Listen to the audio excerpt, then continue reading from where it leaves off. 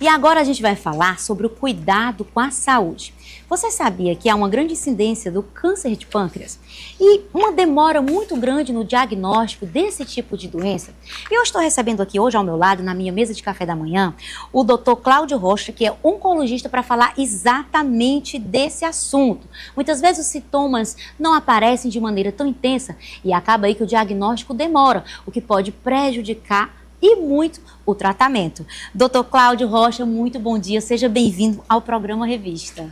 Bom dia, Nayana, bom dia a todos os telespectadores. É um prazer falar sobre esse problema, o câncer, né, que há 30 anos atrás a gente não falava tanto sobre isso, não tinha espaço, mas eu agradeço o espaço para a gente poder falar sobre isso e falar para a população como um todo, né? Então, o câncer de pâncreas, felizmente, só faz parte de uma pequena parte dos tipos de câncer que existem. Se a gente colocasse, por exemplo, 100 pessoas aqui no estúdio, apenas 2 pessoas teriam câncer de pâncreas, porque é uma doença mais rara, apesar de a incidência, o número de casos novos que a gente vem diagnosticando vir aumentando. Isso tem bastante relação com os hábitos de vida que a gente leva, né? Então, obesidade, o sedentarismo, a nossa população está ficando mais idosa, com a idade mais avançada, já que a gente tem mais saúde, a gente está vivendo mais. E ao longo do tempo a gente vai desenvolvendo esse tipo de problema. E o pâncreas, ele está ali fazendo o seu papel e é importante a gente entender que ele tem uma função primordial, porque muitas vezes você cuida da saúde dos olhos, cuida da saúde de outra parte do corpo, vai ao cardiologista, vai ao ginecologista. E eu queria, doutor, para começar essa conversa, que você explicasse para a gente o papel do pâncreas e por que que a doença, no caso, quando o câncer se localiza exatamente nesse lugar, há uma demora maior do diagnóstico. Então, você trouxe muito bem essa questão da localização do pâncreas. Então, o pâncreas ele fica logo abaixo do estômago, perto do intestino e do fígado. É como se ele estivesse bem no centro do abdômen, né? Então, por conta disso, quando você tem sintomas, e os sintomas podem ser os mais diversos possíveis, pode ser uma dor abdominal persistente, um emagrecimento que não se explica, uma pessoa que não está fazendo dieta, ela começa a emagrecer. Isso tudo porque o pâncreas tem basicamente 2 funções. Uma, produzir enzimas para fazer a digestão, e a outra é produzir a insulina, né? Que quando ela falta, a gente tem o diabetes. Então, o surgimento de diabetes em idade jovem, por exemplo, é um alerta para a gente investigar melhor o que pode acontecer com o pâncreas.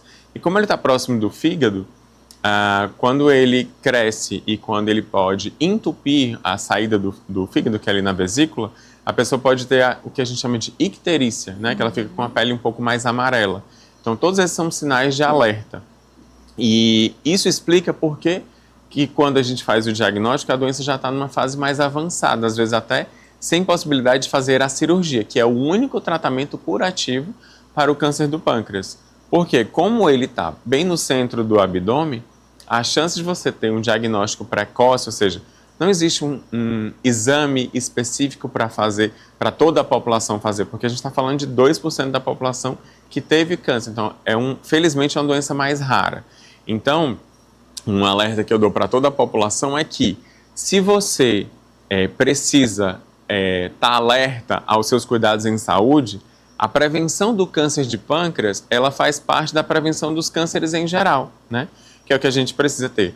Hábitos de vida saudável, então alimentação balanceada, a atividade física regular, a gente tem que combater o sedentarismo, a obesidade, então a gente precisa de, pelo menos, a Organização Mundial de Saúde recomenda pelo menos 300 minutos de atividade física por semana, e aí você pode dividir da melhor forma, né? Então não existe um tratamento, uma prevenção específica, porque todos os hábitos saudáveis vão prevenir contra o câncer do pâncreas e saber a sua história familiar também. Hoje em dia, como a gente está falando, até aqui em TV aberta sobre câncer, converse dentro da sua família, entenda a história da sua família. Será que algum tio, a sua mãe, o seu pai, seus avós tiveram algum diagnóstico de câncer? Que aí hoje em dia nós temos avaliações genéticas, por exemplo. Recentemente até saiu uma notícia de uma psicóloga que teve uma mutação chamada BRCA, que ela fez a retirada da mama, né? Por quê? Essas mutações, essas alterações genéticas, aumentam o risco de determinados tipos de tumores, como o câncer de pâncreas, por exemplo. Doutor, e quais são os sintomas que é importante ficar alerta? Você está me falando que o tratamento é cirúrgico, no caso do câncer de pâncreas. Sim. E aí, muitas vezes, esse diagnóstico tardio, chega lá, já não dá mais tempo de fazer essa cirurgia, o câncer já avançou demais. E quais são os sintomas que podem apresentar? Ele é um câncer silencioso? Sim, ele é um câncer silencioso, por isso que só 15% da população, de quem tem o diagnóstico de pâncreas, de câncer de pâncreas, tem o diagnóstico da doença inicial. O resto, ou a doença é localmente avançada, ou é uma doença que já se espalhou para outros locais. Então, o diagnóstico, ele precisa ser exatamente baseado nisso. Quando o paciente tem algum sintoma, como dor abdominal persistente, dor abdominal que passa de 3 semanas, emagrecimento, amarelidão na pele, que a gente chama de icterícia, né? Por isso que é muito importante ter um acompanhamento regular com o seu médico. Você tem um médico que você possa recorrer quando tem algo diferente no seu corpo. Então, conhecer o nosso corpo é muito importante para que a gente entenda o que está funcionando do jeito certo, ou, não, meu corpo não funciona desse jeito, ele está diferente. E você fazer uma investigação guiada pelo médico que já lhe conhece. Por isso que é importante ter um médico que lhe acompanhe ao longo da vida, porque ele já sabe o que você tem, já sabe o seu histórico, né? Hoje em dia, com a integração dos prontuários, as pessoas começam a ter histórias melhor contadas, né? Então, você tem um registro melhor do que você teve no passado, do que você tem atualmente. Então, isso é muito importante para a gente poder ter o diagnóstico precoce e evitar, por exemplo, que a doença avance mais, porque tempo é muito importante no diagnóstico dessa doença.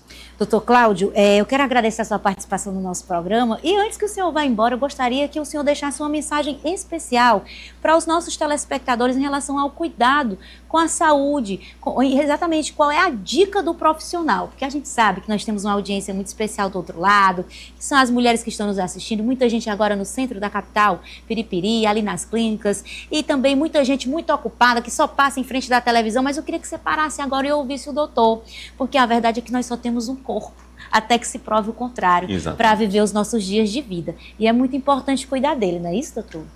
Então vamos lá. Prevenção do câncer é o mais importante. A estatística americana mostrou, há 2 dias atrás saiu a estatística dos Estados Unidos, que se projeta para o mundo, mostrando que o câncer tem se diagnosticado cada vez de forma mais precoce.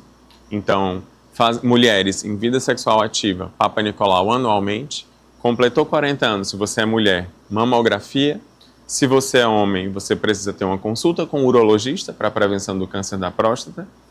Homens e mulheres a partir de 45 anos precisam fazer um exame chamado colonoscopia para o diagnóstico precoce do câncer do intestino. Na matéria anterior, vocês falaram sobre vacinação de dengue, que a adesão está baixa. Existe vacinação contra o câncer também, né? Contra o câncer de colo uterino, câncer de pênis, câncer de cabeça e pescoço, com a vacinação contra o vírus do HPV. Ela está disponível na rede pública, assim como a vacinação da dengue, para jovens de 10 a 14 anos, e a gente enfrenta o mesmo problema. A adesão da primeira dose é 50% e a adesão da segunda dose é de 30%. Então, como a própria Suiane falou, essa importância, e o próprio brasileiro tem essa cultura da vacinação, de você ir atrás de se vacinar para poder se prevenir. É o que a gente tem sob o nosso controle, né?